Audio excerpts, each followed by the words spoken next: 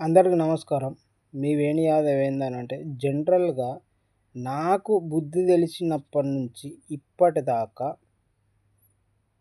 బయటనేమో గొప్పలు చెప్పుకోవడం. ఎవరైనా సరే. ఇంట్లోకి వచ్చాక భూముల కాడ, ఆస్తుల కాడ, అంతస్తుల కాడ, జాగల కాడ, చేన్ల కాడ, అన్నదమ్ములు, పెట్టుబోతల కాడ, అక్క చెల్లెళ్ళు విడిపోవడం అనేది జరుగుతుంది. వీళ్ళు విడిపోవడం కరెక్టే. అందులో ఏ సందేహం లేదు.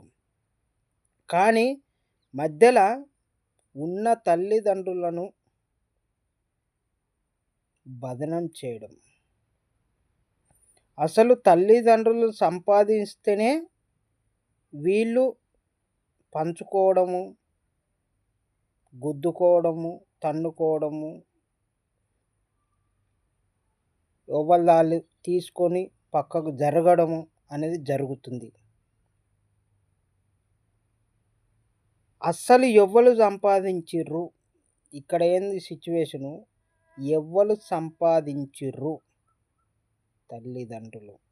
తల్లిదండ్రులు సంపాదించినప్పుడు మళ్ళీ పెద్దోనికి ఎక్కువ ఇచ్చినావు, నాకు తక్కువ ఇచ్చినావు,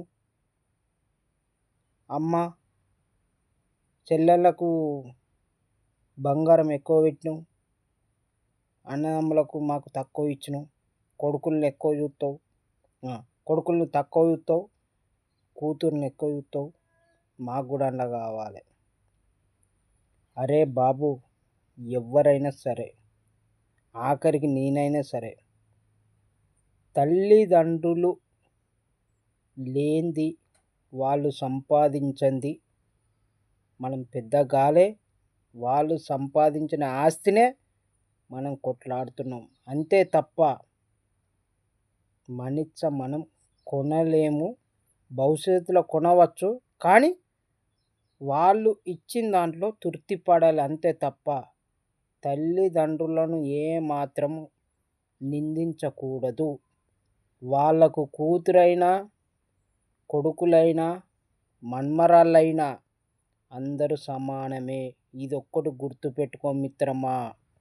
తల్లిదండ్రులు ప్రతి ఒక్కరిని సమానంగానే చూడడం అనేది జరుగుతుంది. ముమ్మాటికి వాస్తవం. మీ వేణు యాదవ్.